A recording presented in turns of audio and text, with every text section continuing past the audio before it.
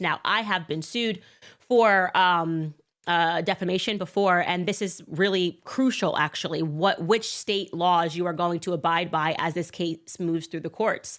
And they're saying, we want this to happen in California. By they, I mean Bryan Friedman's team. They're like, we want this to happen in California. And the New York Times is saying, hey, we are the New York Times. This whole article happened in New York. We want this to take place in New York. And why is that jurisdiction different? So important? Because in every state, the defamation laws are different. So for me, I love being in Tennessee. We have very strong anti-SLAPP laws, as does California. They have anti-SLAPP laws. If you bring a lawsuit against me and I'm actually telling the truth, you're not just going to keep me hung up in court because you're going to have to pay for it.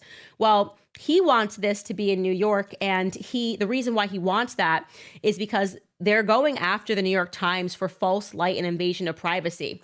California recognizes that claim and New York does not. So he spends a lot of time in here trying to assert why this should be in California.